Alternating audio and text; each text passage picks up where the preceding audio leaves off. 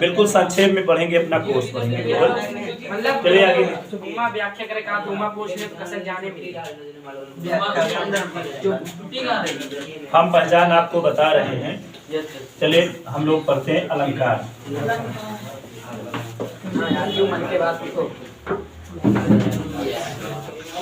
अलंकार शब्द आप लोग देख रहे हैं। अलंकार शब्द जो है ये स्वयं में दो शब्दों के मेल से बना है। अलंकार शब्द दो शब्दों के मेल से बना है। एक है अलंक और दूसरा है कार। अलम का क्या अर्थ होता है?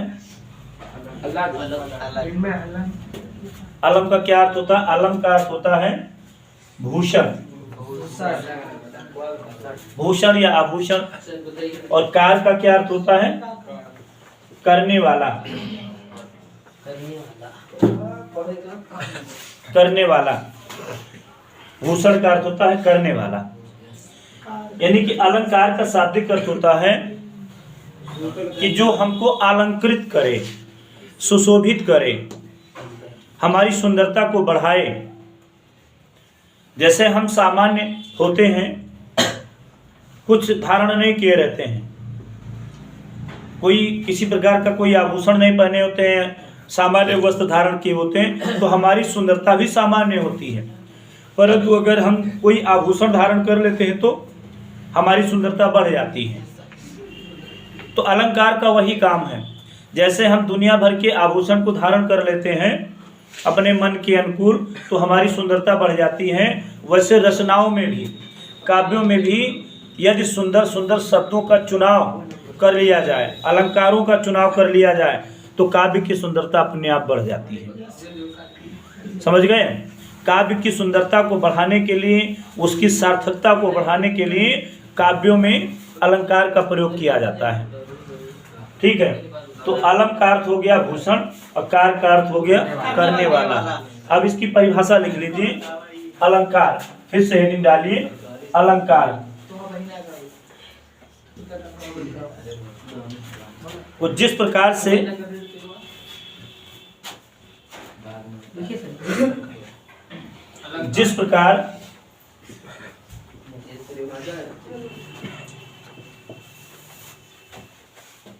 हमारे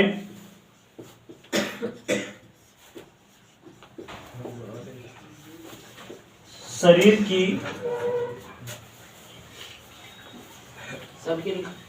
हमारे शरीर की सुंदरता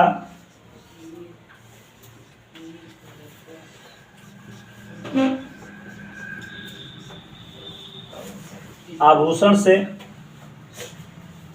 हमारी शरीर की सुंदरता आभूषण को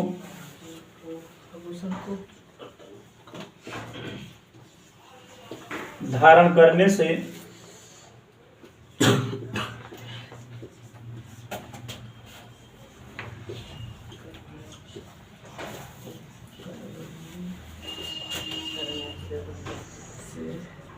बढ़ जाती है।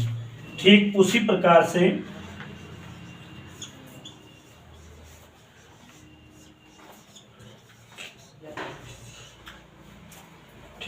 प्रकार से छंदों में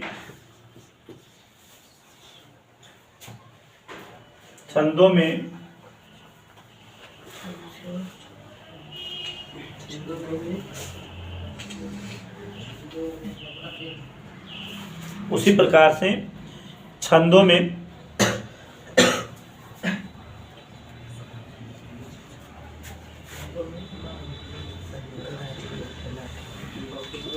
अलंकारों के प्रयोग से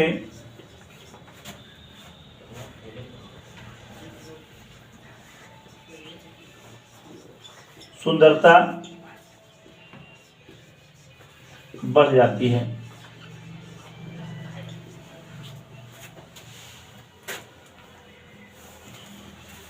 अर्थात अर्थात काव्यों की शोभा बढ़ाने वाले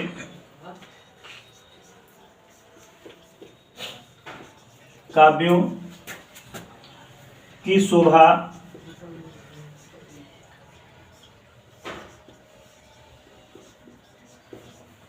बढ़ाने वाले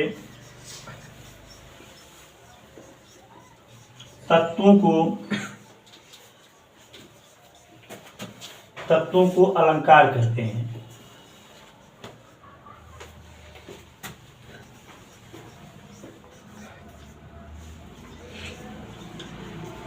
काव्यों की शोभा बढ़ाने वाले तत्वों को अलंकार कहते हैं। अब समझ गया अलंकार क्या है। जैसे आभूषण को धारण करने से हमारे शरीर की सुंदरता कई गुना बढ़ जाती है, वैसे छंदों में यदि अलंकार का प्रयोग कर दिया जाता है तो छंद की सुंदरता, उसकी रोचकता, उसकी सार्थकता सब अपने आप में बढ़ जाती है। तो इसलिए हमने संक्षेप में बताया कि काव्यों की शोभा बढ़ाने वाले तत्वों को अलंकार कहते हैं। जो जो तत्व, जो जो शब्द हमारी काव्य की सुंदरता को बढ़ा देते हैं वही अलंकार होते हैं। अब अलंकार के प्रकार समझ लीजिए। अलंकार कितने प्रकार के होते हैं? अलंकार मुख्य रूप से तो दो ही प्रकार के होते हैं। मुख्य अलंकार के प्रकार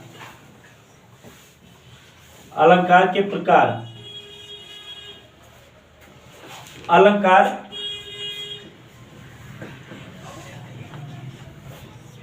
मुख्य रूप से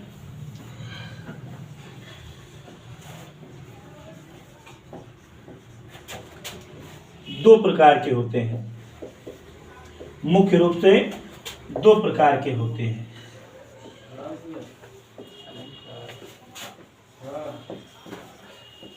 ठीक है, अलंकार मुख्य रूप से दो प्रकार के होते हैं। नंबर एक, शब्दालंकार।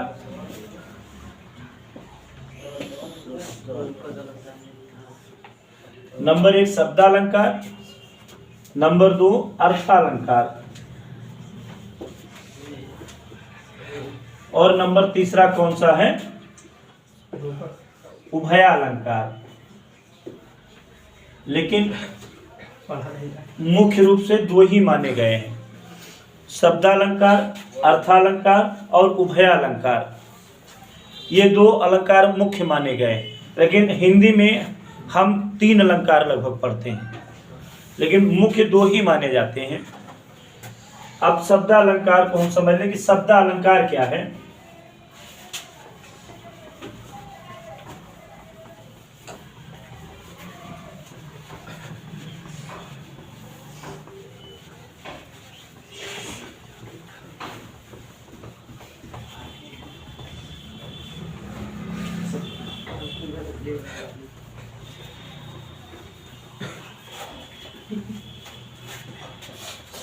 शब्दालंकार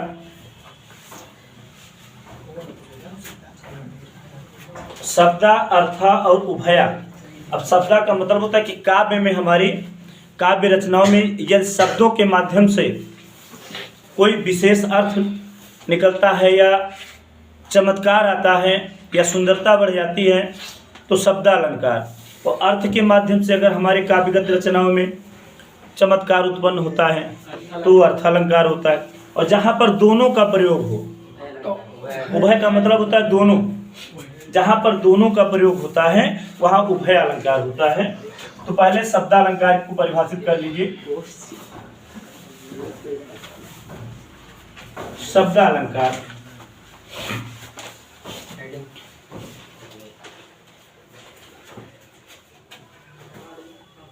काव्यों में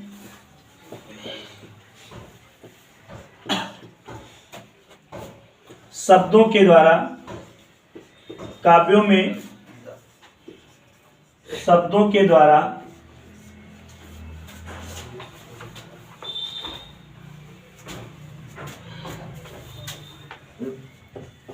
जो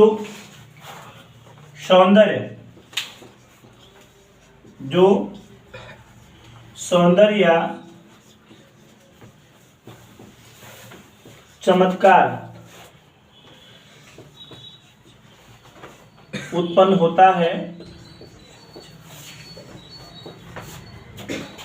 शब्दालंकार कहलाता है। शब्दालंकार कहलाता है।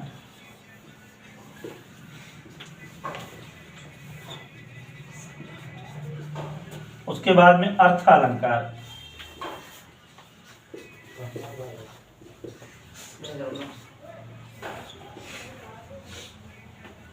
अर्थालंकार।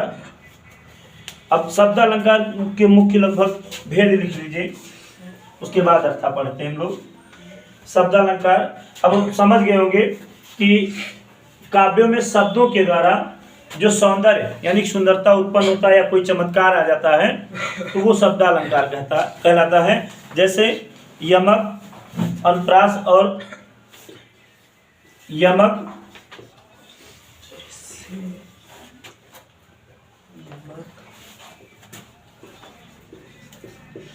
श्लेष, अनुप्रास, ये अलंकार आपके जो हैं शब्दालंकार के अंतर्गत आते हैं। ये आपके अलंकार शब्दालंकार के अंतर्गत आते हैं। अब दूसरा अर्थालंकार।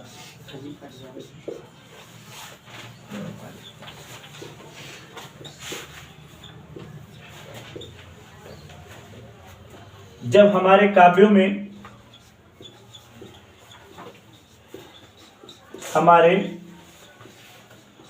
में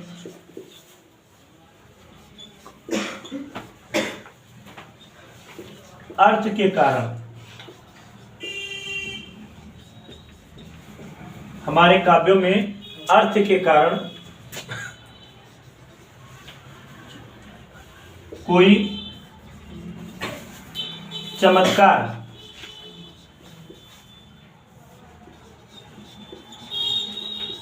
उत्पन्न होता है तो वह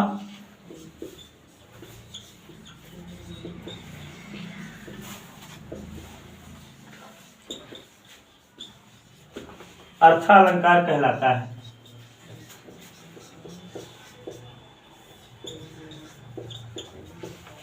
अब शब्दालंकार में शब्दों का खेल है और अर्थालंकार में अर्थों का खेल है। शब्दालंकार में शब्दों के माध्यम से कोई विशेष अर्थ निकल आए और अर्थालंकार में किसी अर्थ के प्रयोग से एक सुंदर व्याख्या निकल आए तो वहाँ पर अर्थालंकार हो जाता है। अब अर्थालंकार में बहुत सारे अलंकार आते हैं। अर्थालंकार में कई सारे अलंकार हैं, जैसे कुछ दो चार लिख लिया जाए।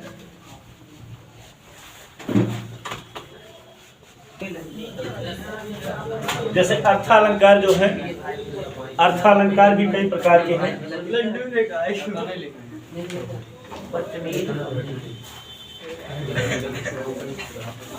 अर्थालंकार के अंतर्गत कई अलंकार आते हैं, जैसे उपमा, रूपक, उत्प्रेक्षा, उपमा, रूपक, उत्प्रेक्षा, संदेह,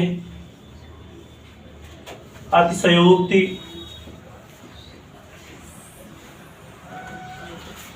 संदेह,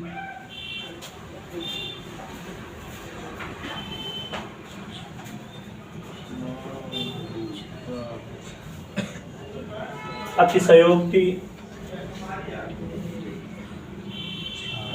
दृष्टांत, उपमा, रूपक, उत्प्रेक्षा, अतिशयोक्ति, दृष्टांत, संदेह,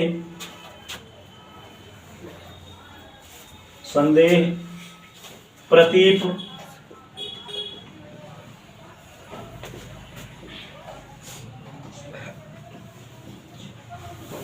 भ्रांतिमान, संदेह, भ्रांतिमान आदि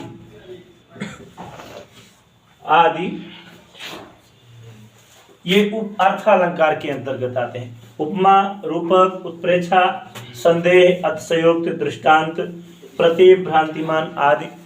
अभी और कई सारे अलंकार हैं जो अर्थालंकार के अंतर्गत आते हैं। लेकिन आपके सिलेबस में कौन कौन से अलंकार हैं? उपमा, रूपक और उत्प्रेक्षा। ये कक्षा 10 के सिलेबस के अनुसार हैं। हमें मुख्य रूप से इन तीनों पर फोकस करना है। या तो हमको पूरा होना चाहिए, परंतु मुख्यतः हमको इस पर फोकस करना है। अब इसको हम आपको बहुत अच्छे से समझाएंगे। अगर पूरा ध्यान लगा के समझोगे तो समझ में आ जाएगा। तो पहले नंबर पर आप डालिए उपमा। उपमा का क्या मतलब होता है? बहुत ध्यान से समझिएगा, क्योंकि परिभाषा लिखने के लिए हो सकता है पेपर में ना आए।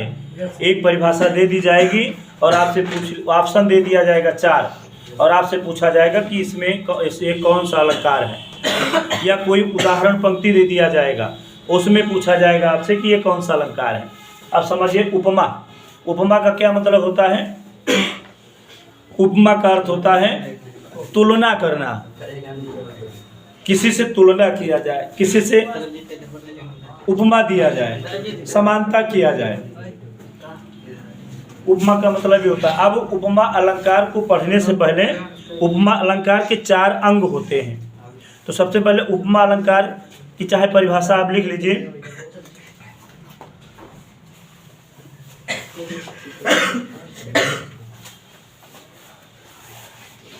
उपमा का क्या अर्थ होता है? परिभाषा लिख लो, उसके बाद आगे बताएं। उपमा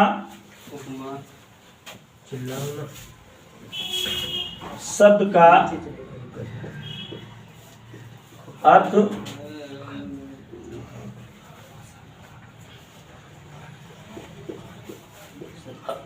होता है तुलना या समानता करना।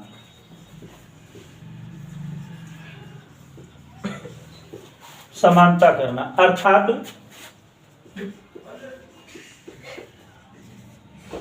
जहां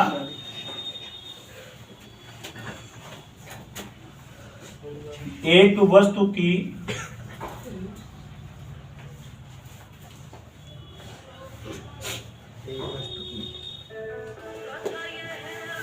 एक वस्तु या व्यक्ति की तुलना या समानता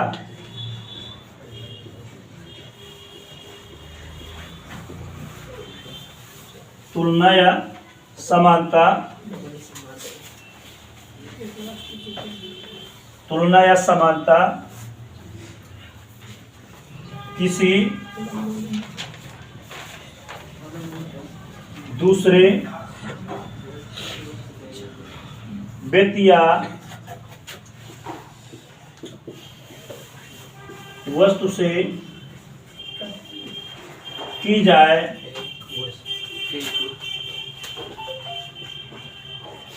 वहाँ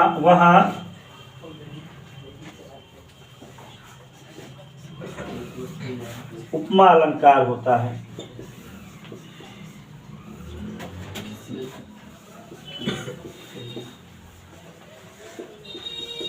उपमा अलंकार होता है जहां पर किसी एक वस्तु की या व्यक्ति की तुलना किसी दूसरे व्यक्ति या वस्तु से की जाती है, तो वहां पर उपमा अलंकार होता है। अब उपमा अलंकार के 4 अंग होते हैं, उसको जानना बहुत जरूरी है। तो इतना समझ लीजिए, उसके बाद में उपमा अलंकार के 4 अंग समझ लीजिए।